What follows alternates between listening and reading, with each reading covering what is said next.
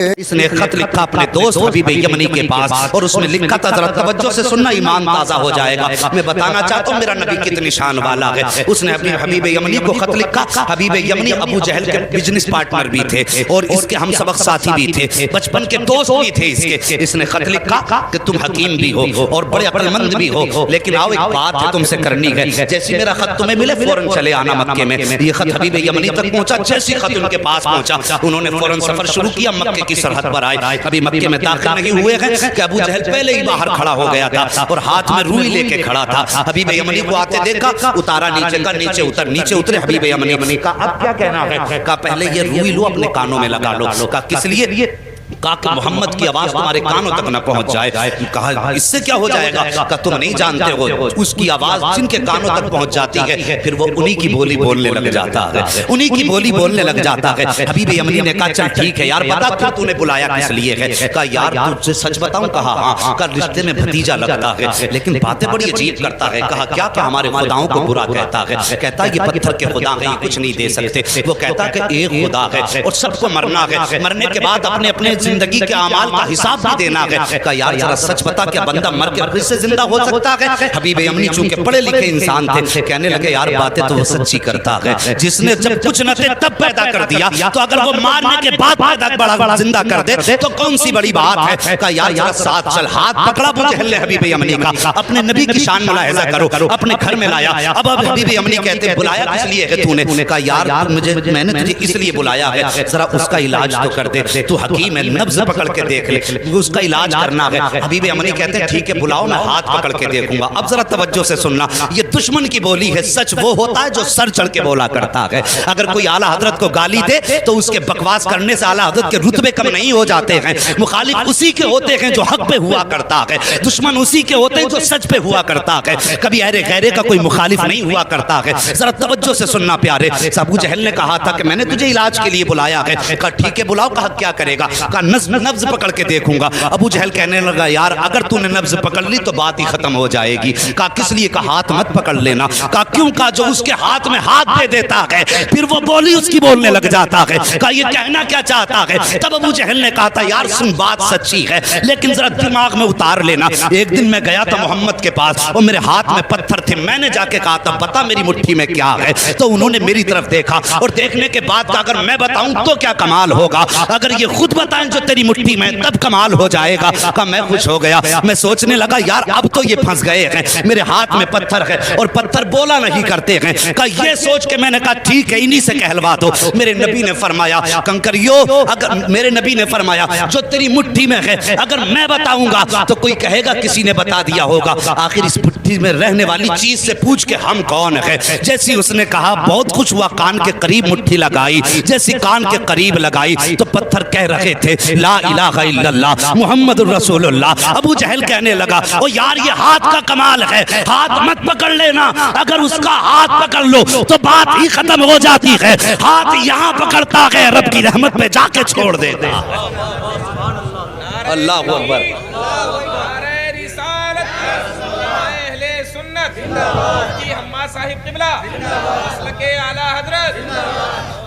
ہاں صاحب کہا کہ ہاتھ مت پکڑ لینا۔ کہا ٹھیک ہے پھر؟ کہا پھر اگر ہاتھ نہیں پکڑنا تو کم سے کم اس کی آنکھوں میں جھانک کے دیکھوں گا، آنکھوں کے ذریعے بھی بیماری کا پتہ چلتا ہے۔ یہ ڈاکٹر لوگ بیٹھے ہوئے ان سے پوچھئے آنکھوں کے ذریعے بیماری کا پتہ چلتا ہے، اور یہ علماء اکرام ہے بڑے بڑے علماء، ان سے پوچھئے کہ جادو اور آسیب کا پتہ بھی آنکھ سے چل جاتا ہے۔ تو کہنے لگے ٹھیک ہے پھر آنکھ میں جھانک کے دیکھوں گا۔ کہا اس کی آنکھوں میں آنکھیں مت ڈال دینا۔ کہا کس لیے؟ کہا اگر آنکھ سے آنکھ ٹکرا گئی تو کام ہی ختم ہو جاتا۔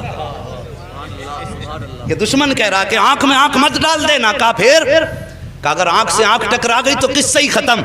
کہا کیا ہو جاتا؟ کہا ایک بار بلال کی نظر پڑ گئی تھی محمد کے چہرے پہ، پورے مکے نے مارا، یہاں تک کہ جسم سے خون بہا، کھال جلائی، چربی پگھل کے جلی۔ میں نے کئی بار مار کے کہا تھا محمد کا دامن چھوڑ دے۔ کہنے لگا اس کی آنکھوں کا کمال یہ ہے کہ جب سے اس کی نظر محمد کی نظروں سے جا کے ٹکرائی ہے، دنیا کا ظلم ایک پلے میں، بلال کی ہمت ایک پلے میں، وہ دنیا چھوڑنے تیار ہے، محمد کو چھوڑنے تیار ہی نہیں ہوگا۔ بس آنکھیں بھی مت دیکھ لینا۔ تو کہا یار پھر بلایا کس لیے ہے؟ ہاتھ بھی نہیں پکڑنا ہے، آنکھ میں بھی نہیں دیکھنا ہے، بلایا کیوں ہے؟ کہ پھر ایسا کر خوشبو سے پتہ لگائیں گے۔ کہ تو پھر ٹھیک ہے، تو کام ہی نپٹا دے گا۔ کہ پھر کہ خوشبو سے سونگ کے بتاؤں گا کیا ہے۔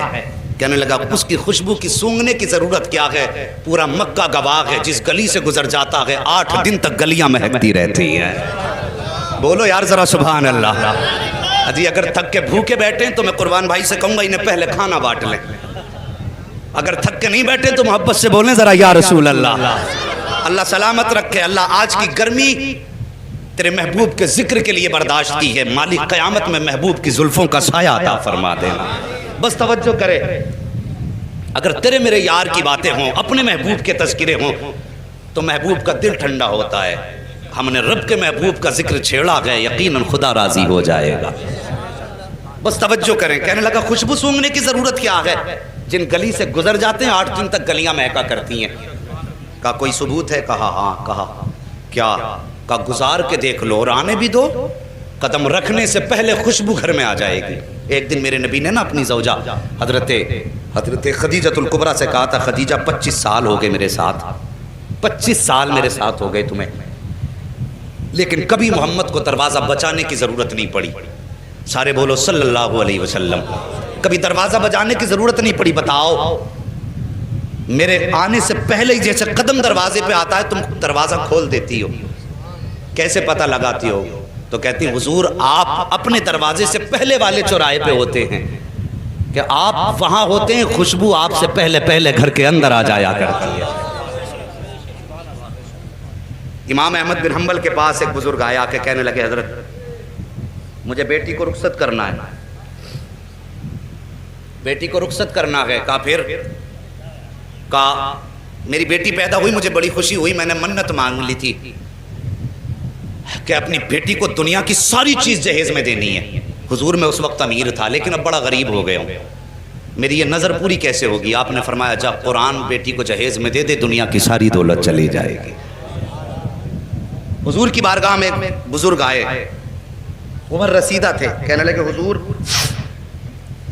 میں بیٹی کو رخصت کرنا چاہتا ہوں، حضور کوئی تحفہ آپ کی طرف سے ہو جائے۔ میرے نبی نے فرمایا جاؤ بیری کی لکڑی توڑ کے لاؤ۔ وہ ایک لکڑی توڑ کے لائے، حضور نے نا یوں، توجہ ہے اشکر بھائی، حضور نے یوں اپنے بازو سے رگڑی اور اس پہ سرکار کا پسینہ لگا اور فرمایا جاؤ یہ عطر اپنی بیٹی کے لگا دینا۔ کیا فرمایا؟ جاؤ یہ پسینہ میرا اپنی بیٹی کے لگا دینا۔ مورخین نے لکھا ہے لے کر کے گئے وہ پسینہ سرکار کا بیٹی کے لگایا، جب داماد آئے گھر کے اندر تو وہی پسینہ داماد کے لگایا۔ اللہ اکبر۔ مورخین اور محدثین فرماتے ہیں کہ ان میں تو خوشبو آتی رہی جب تک جیے، لیکن ان کی 7 پشتوں تک مصطفیٰ جان رحمت کی خوشبو آتی رہی تھی۔ اور امام قسطلانی جو سرکار کے 900 سال کے بعد پیدا ہوئے، آپ فرماتے ہیں جب میں اس گلی سے گزرا جس گلی میں وہ نسل آباد تھی جس پر مصطفیٰ کا پسینہ لگا تھا، امام قسطلانی فرماتے ہیں 900 سال گزر گئے، 900 سال کے بعد ایک بچہ میرے سامنے سے گزرا، جب میرے آگے سے گزرا اس کے بدن سے مدینے والے محمد کی خوشبو آ رہی۔ کہنے لگا سونگ مت لینا ورنہ 7 پشتوں تک مہکتا رہے گا۔ کہا جی پھر تو ہو گیا کام۔ حبیب یمنی نے اٹھایا اپنا سامان اور چل دیے۔ بھائی کدھر جا رہے ہو؟ کہا علاج کا تو طریقہ ہی نہیں بچا، ہاتھ میں نہیں دیکھ سکتا، آنکھ میں نہیں جھانک سکتا، خوشبو میں نہیں سونگ سکتا، تو بتا پھر علاج کیسے کروں گا؟ بھائی راضی ہو جا، غصہ نہ ہو، ٹھنڈے دماغ سے ذرا کام لے، بیٹھنا ہم انتظام کر لیں گے۔ کہا پھر؟ کہا ملاقات کر لے۔ کہا ٹھیک ہے ملاقات کر لیتے ہیں۔ جگہ کا تعین، کدھر جانا؟ کہا ان کے ہاں تو نہیں جائیں گے، انہیں اپنے گھر بلا لیتے۔ توجہ کرنا، کیا کہا؟ انہیں اپنے، ذرا سارے کہہ دو، اپنے گھر بلا لیں گے، اپنے۔ کاش اللہ اس آمد کے صدقے میں آج بھی مصطفیٰ کی آمد ہو جائے، واللہ وہ سن لیں گے، فریاد کو پہنچیں گے، اتنا بھی تو ہو کوئی جو آ کرے دل سے۔ کہا گھر بلا لیتے۔ المختصر یہ فیصلہ ہو گیا، سرکار کی بارگاہ تک خبر پہنچی، اسلام کا ابتدائی دور ہے۔ کہا حضور آپ کو فلاں جگہ پہ آنا پڑے گا۔ ابو جہل جس کا لقب ہے، مشہور ہے دنیا میں لفظ ابو جہل سے، کیونکہ میرے نبی نے ایک بار ابو جہل کہہ دیا تھا، آج تک پوری دنیا ابو جہل کہہ رہی ہے، اور حضور نے ایک بار کہہ دیا تھا تمہارا نام ابو ہریرہ ہے، پوری دنیا سے نام بھولے بیٹھی ہے۔ حضور جو کہتے ہیں وہی پتھر کی لکیر ہے، توجہ کیجئے۔ کہا ٹھیک ہے لیکن جب یہ خبر ہوئی کہ حضور ابو جہل کے گھر جا رہے ہیں، اصل نام ابو جہل کا عمرو بن ہشام ہے، کہ عمرو بن ہشام کے گھر حضور جا رہے ہیں، باتیں ہونے لگی کہ دشمن کے گھر جا رہے ہیں، حضور کا دل تھوڑا رنجیدہ ہوا، یا اللہ مکے میں ایسی باتیں ہو رہی ہیں، فوراً رب کی جانب سے پیغام آیا، محبوب اداس کیوں ہوتا ہے، گھر اس کا ہے چرچا تو تیرا ہی کرا رہے ہیں، خرچ اس کا ہے چرچا تو تیرا ہی ہے نا، پریشان کیوں ہوتا ہے، اللہ اکبر۔ اب سرکار کو دعوت دے دی گئی، اب ابو جہل کی پلاننگ دیکھو، کہنے لگا سنو بھائی، میں نے یہ سنا جب وہ آتے ہیں تو تم اس کی عزت کے لیے کھڑے ہو جاتے ہو، آج وہ آئے نا تو کوئی کھڑا مت ہو جانا، اپنی جگہ سے مت اٹھ جانا، تاکہ انہیں لگے کہ ان کی اوقات کیا گئی، اسے معلوم نہ تھا آج پالا کس سے پڑ گیا ہے، یہ جانتا نہیں تھا آج کس سے پنگا لے رہا ہے، کہا اٹھنا مت تاکہ انہیں اپنی عزت کا پتہ چل جائے، لیکن یہ اپنی پلاننگ کر رہا تھا۔ ادھر رب نے فرمایا جبریل جی رب جلیل، کہا کیا کر رکھے ہو، کہا رب حکم فرما دے، کہا آج ابو جہل کے گھر میں پلاننگ ہو رہی ہے، محبوب آئے تو پھر کسی کو اٹھنا نہیں ہے، کہا جاؤ فرشتوں کی جماعت ساتھ لے کے چلے جاؤ، اور جتنے بیٹھے ہیں نا ابو جہل عتبہ شیبہ بڑے بڑے دشمن، سب کے پیچھے جا کے ایک ایک فرشتہ کھڑا کر دو، جیسے محبوب پہنچے اور جو اٹھنا نہ چاہے جبریل تیری ذمہ داری ہے کان پکڑ کے اس کو سیدھا کھڑا کر دینا۔ آج بھی لوگ بھوکا کرتے ہیں کہ سلام کھڑے ہو کے کیوں پڑھتے ہو، قیام تعظیمی یہ رب کراتا ہے، اور قیام تعظیمی سے روکنا تمہارے باپ ابو جہل کا کام تھا، انہوں نے کہا کھڑا نہیں ہونا کسی کو بھی، اور رب نے فرمایا دیکھوں آج کون کھڑا نہیں ہوگا، محبوب میرا جسے میں چاہوں گا وہ کھڑا ہوگا، اللہ اکبر۔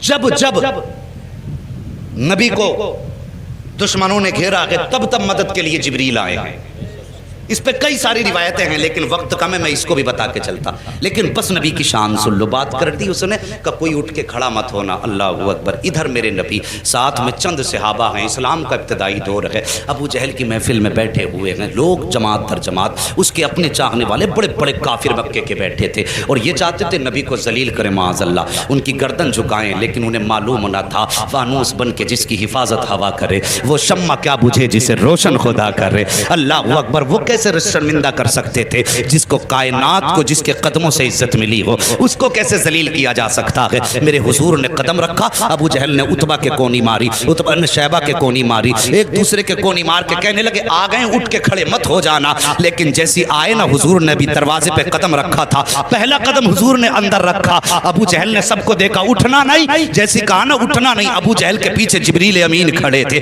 سب سے پہلے ابو جہل کا کان پکڑا اور سیدھا کھڑا کر دیا، جب ابو جہل کھڑا ہوا عتبہ خود کھڑا ہو گیا، شیبہ خود کھڑا ہو گیا، دشمن خود بخود کھڑے ہو گئے، جب سب کے سب کھڑے ہو گئے میرے حضور نے اندر قدم رکھا، آئے عزت سے اپنی جگہ پہ بیٹھے، اور بیٹھنے کے بعد پھر پوری جماعت پہ ایک نگاہ ڈالی، جب نگاہ ڈالی ایک دوسرے کو تک رہے تھے، عتبہ شیبہ سے کہہ رہا تھا یار کیوں کھڑا ہو گیا، شیبہ عتبہ سے کہہ رہا تھا تو کیوں کھڑا ہوا، سب مل کے چودھری ابو جہل سے کہہ رہے تھے تم کیوں کھڑے ہو گئے، وہ کہہ رہا تھا یار مجھے خود نہیں پتا چلا میں کیسے کھڑا ہو گیا ہوں، میرے حضور بیٹھے ہیں، اور بیٹھنے کے بعد پھر میرے آقا نے فرمایا تھا چھوڑ دے اس کے کان، اتنا کہا نہ دھڑام سے ابو جہل نیچے گرا، جیسے نیچے گرا حبیب یمنی کہتے او حبیب یمنی نے کہا تھا ابو جہل پتا چل گیا ہے کہ سچا کون ہے جھوٹا کون ہے، تیرے کھڑے ہونے نے بتا دیا ہے کہ جھوٹا تو ہے، سچا رب نے محبوب کو بنا کے بھیجا ہے۔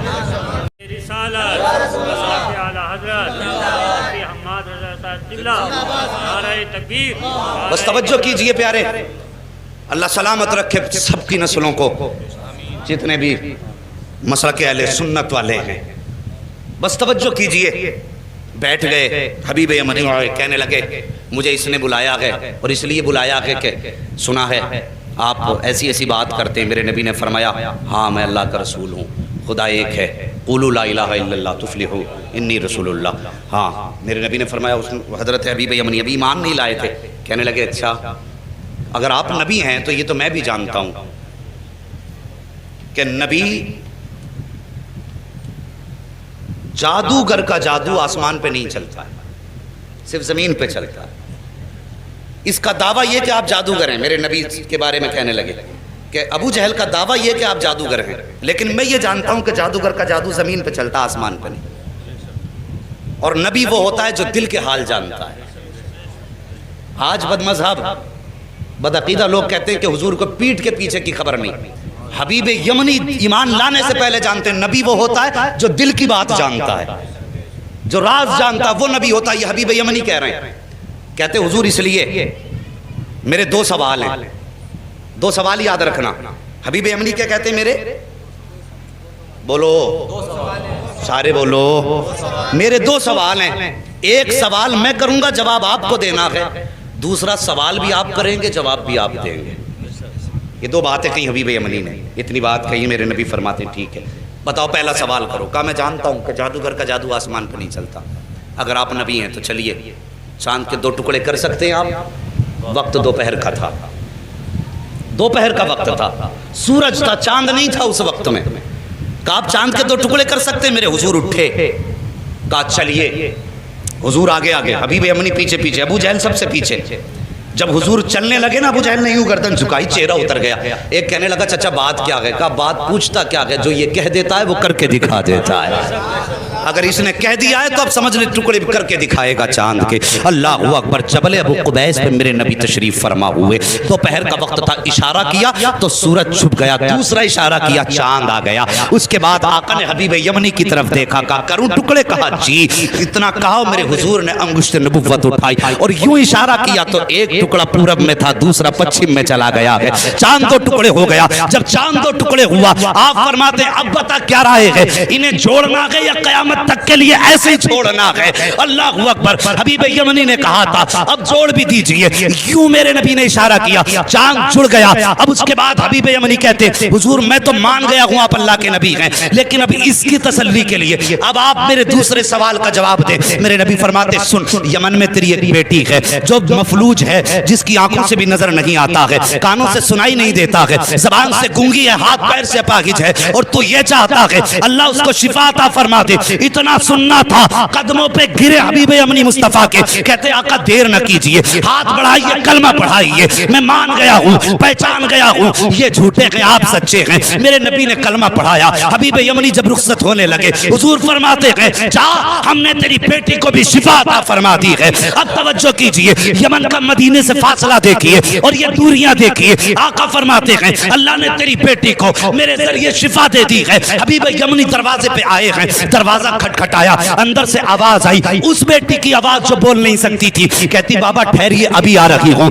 بچی جو چل نہیں سکتی تھی توڑ کے دروازے پہ آئی ہے. دروازہ کھولا, حبیب یمنی نے بیٹی کو دیکھا, زارو قطار رونے لگے. فرماتے بیٹی یہ کیسے ہو گیا, کیسے ٹھیک ہو گئی؟ بچی نے کہا تھا بابا دوپہر کا وقت تھا, میں لیٹی ہوئی تھی, لیکن اچانک شور ہوا کہ اندھیرا ہو گیا ہے. اندھیرا ہو گیا ہے بابا, مجھے تو نظر نہیں آتا, لیکن جیسی شور ہوا اندھیرا ہو گیا. میں یہ سمجھی رات ہو گئی ہے, میں لیٹی, میری آنکھ لگ گئی. کیا دیکھتی ہوں؟ خواب میں بڑے حسن والا چہرہ, بڑی خوبصورت وجاہت والا ایسا چہرہ تھا بابا کہ نظر پڑنے کے بعد ہٹنے کا نام نہیں لے رہی تھی. وہ میرے خواب میں آیا, اس نے آ کے میرے سر پہ ہاتھ رکھا. بابا ہاتھ لگنے کی دیر تھی کہ میرے پورے بدن کو اللہ نے شفا بخش دی ہے, اور بابا مجھے کلمہ بھی پڑھا کے گیا ہے. اللہ اکبر. اتنا سنا, بیٹی کے سر پہ ہاتھ رکھ کے حبیب یمنی روئے اور کہتے بیٹی میں بڑے نصیب والا ہوں, جس کی تو بات کر رہی ہے میں اسے دیکھ کے بھی آیا ہوں, اس کے ہاتھ میں ہاتھ دے کے بھی آیا ہوں, اور اس کے شہر میں کلمہ پڑھ کے آیا ہوں. تب بیٹی نے رو کے کہا تھا بابا نصیب والے آپ نہیں ہو,